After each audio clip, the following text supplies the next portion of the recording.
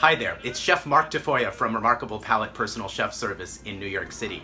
Today I'm going to show you how to make tomato basil tartlets. Now these are a savory tart, but the method I'm going to show you is a great method for blind baking any kind of tart shell. So whether it's sweet or savory, you can use this in many different applications. So let's get started. Okay, so the filling for my tartlets is rather simple. I've got some halved grape tomatoes. I've got the yellow, the orange, and the red all kind of mixed. I've got some garlic that I've minced. I've got some chopped basil. And we're gonna use a little Parmesan in the filling too. Okay, so to start off, we're going to take some pastry dough. Now this has been chilling in the fridge wrapped in plastic. After you make pastry dough, you wanna let it chill always. We're gonna do that as a separate video, but I thought for expedience sake, we're just gonna take that. Now what we wanna do is just lightly flour the board, and then I always put a little bit on each side. Actually, what I'm gonna do right now is I'm gonna cut this into pieces because we're gonna work with some smaller pieces of dough, okay? So just cut that into fours, and I'm gonna just roll one piece at a time. You can gently flatten it kind of in a disc, okay? And then we're just gonna go around and roll. We wanna have this to be an even thickness. And I'm gonna do like, I don't know, maybe 1/8 of an inch thick. For what we're gonna do, we're gonna use these little tart shells here. So we don't need this to be really large, because you're gonna see we're gonna cut it to size. Okay, anytime you roll pastry, you wanna roll it and then kind of let it come back to its size, because if you stretch it out, when you cook it, it'll kind of shrink down and then that won't be a good deal, okay? So there you go, we got that. Now I use this as a guide to show I want about 1/2 inch to 3/4 inch on each side, so that's good. And the simple and easy way to do it is this. You lay it down gently, but then what you wanna do is you wanna fold it back just a little bit and place it to the edge. Do the same thing on all sides here. Just kind of gently place it. You don't want to push it in, nor do you want to stretch it in any way. You just want to kind of push it into the corners and then fold it back up, okay?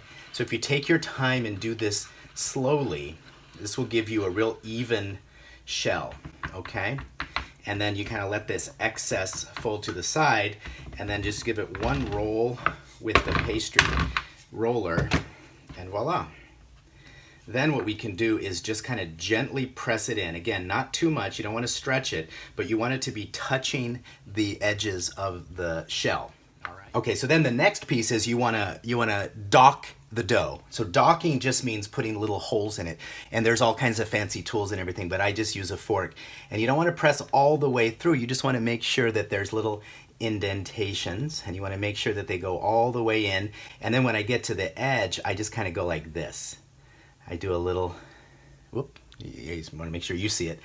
I want to kind of go around like that to make sure that there's little pinprick size holes all over to prevent it from rising too much. And then that we're going to chill in the fridge or the freezer for just a few minutes until we're ready to go.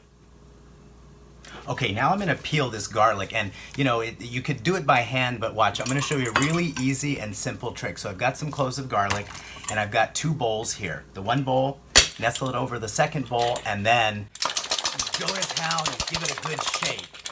All right, just really bust it up. You can get out your frustrations here. Let's see. See, look, it peels it really easily. That skin is completely gone, and you just got to pick it away. Let me get that there. All right, yeah, so pretty darn good. Nice trick. Okay, now I'm just gonna mince my garlic, give it a nice whack there. Sorry for the shake on the camera. And then just mince it up real nice. Turn it this way, mince it this way. And then this technique I like to call the rock and roll.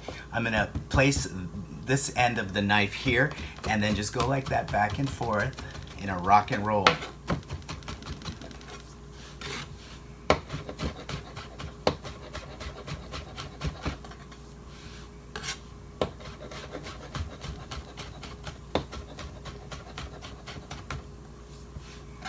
All right. Okay, the next is I'm going to chiffonade the basil. Okay, and what that means, chiffonade is a simple term. It just means cut into ribbons. So what I'm first gonna do is take the large leaves off the stems, like so. All right, just do that with a few of them, give you an example. And then what we're gonna do is we're gonna stack them. If you really wanna go crazy, you can stack the largest on the outside and then the medium size and then the small. It doesn't really matter, you just do it in any way you want. But the idea is you wanna end up with a stack of basil leaves at the end here, okay? And then you're gonna roll it up like you would roll a cigar. Again, if some of these fall out, it's okay, you'll do another round there. Roll it up like a cigar and then bunch it up. You want to use the claw and then run your knife through that very easily. Okay, and then any last little pieces like that, you collect them and you make another stack. All right, so we're gonna make another little stack here. All right, roll these babies up like a little mini cigar. Okay, fold your fingers in. And then the result is little ribbons. Okay, then for this recipe, I want my tomatoes in half. So these are the little small grape tomatoes. So I literally just cut them in half. One little trick you can do is I like to line them up. So I line up like 2 at a time and do like that. There is a trick where you can lay them flat on a plate and then put another plate upside down on it and cut them in half. I don't know, that never seems to work for me, so I just do them a few at a time like this. But it goes quickly, so you can even do 3. Boom, did 3. And I've got a mix of the yellow, the orange, and the reds here. Okay, now it's time to blind bake my tart shells. I've had these tart shells chilling in the fridge or the freezer for about 15-20 minutes just to put some chill back on them. And I've got some pieces of aluminum foil. And essentially I want to kind of make it into a square here. And all we're doing is we're going to cover each one of these tarts all the way. And just like we did with the dough in there, we want to press it into the corners gently so that it's completely filling the corners there, okay? And you want to kind of give yourself the time to press it all the way in like that. What this does is basically it keeps the shell from rising too much when it's in the oven. And then you can kind of fold it around this way. And then I scrunch up the last pieces of the foil just so that it's manageable and it's kind of easy to do. Now that, with these small tart shells, that's enough to weight it down and to keep it from rising too much in the oven. If you were gonna do the large size tart shell, you would put some dried beans or some pie weights, which are just like ceramic little weights. Okay, we're gonna do that for each of these guys. Okay, these are my tart shells all ready to go, and I've got them in a 375-degree oven. We're gonna toss that in for about 15 minutes or so. I've got the heat on, and I'm heating this pan at about medium-high heat. You don't want it too hot, but you do want it to kind of sizzle a bit because we're going to saute the garlic very quickly in just a little bit of olive oil. So just a little bit in the pan until it kind of shimmers. All right, just get that going. And then we're going to toss that garlic in there. And we just want to move it around and start to let it get just a little bit fragrant. It's just shimmering and starting to be fragrant. So that garlic is ready, and then what we're gonna do is we're gonna just put all the tomatoes in at once. The idea here is we wanna marry the flavors of the garlic and the tomatoes, and the liquid from the tomatoes will start to express. So A, the garlic won't burn, and B, we're kind of intensifying the flavor of tomatoes. Tomatoes have umami, which is that kind of puckery mouthfeel, and it's an amazing, amazing flavor, but you have to develop that flavor. So cooking tomatoes develops umami. Okay, so we're getting that up. I can kind of raise the heat just a bit. I'm gonna add just a little bit of salt. Again, the salt brings out the flavor of the tomatoes, and just a little bit of pepper. Okay, very easy. Stir that around.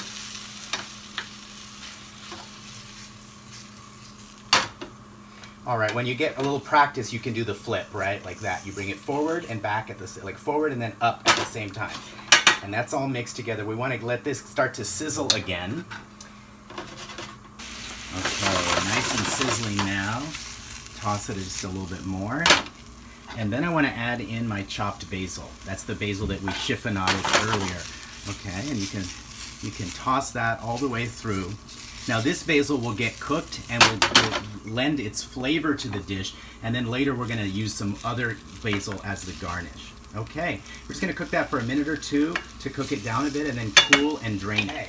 So these have cooked through a little bit. You can see the liquid is kind of thickening just a bit, and I'm going to turn that off the heat and we're going to let it cool. And what we're going to do is we're going to actually drain it. So I've got just a bowl with a colander set into it, and then I'm going to drain it like this. And what I really want to do is I want to get rid of all the excess liquid, because that will not be good news in our tart. But I want to save that liquid because it's really flavorful. You can use it in lots of stuff. It's very garlicky. Okay, so I've taken these out of the oven for their initial bake, and then what you do is you just very carefully peel back that foil. And you can see our shells are kind of baked. They're not fully baked. That's okay. We're gonna cook these a second time, but you essentially want to have them be a little bit cooked so that when you put it in the oven the second time, it's not raw.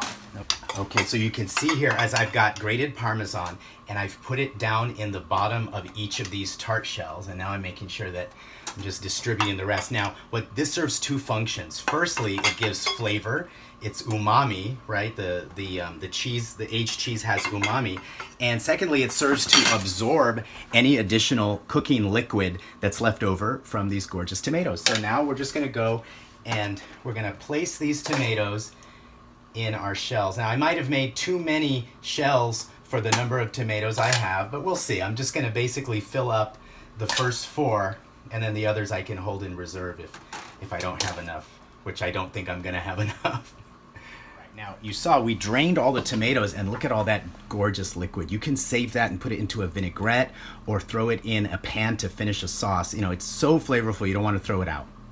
And I've got some Romano cheese here, and I'm just basically just gonna use a vegetable peeler to peel off strips here. Don't worry if they fall, I'm gonna reposition them. But I basically wanna get a few little strips there, and then what I'm gonna do is kind of crumble them up into pieces. And what's gonna happen, this is gonna melt and it'll look really beautiful. And now that's ready for the oven. I'm just gonna slide those babies in there, and then I'm gonna reduce the heat to about 300 and just melt the cheese and finish them off. Okay, my tarts are out of the oven. The cheese has started to melt. So here's what I'm gonna do. This is a little trick for unmolding them. I'm gonna carefully put my knife underneath and just place it over this overturned ramekin, and you see the rim just falls to the side. Then I can slide my knife or a spatula underneath and then just put that right there in the center of the plate. And then I can shave a few more fresh pieces of cheese over the top. And then I've got a little sprig of basil that I'm gonna use right there to garnish it. And then I've got my tomato basil tart. Enjoy.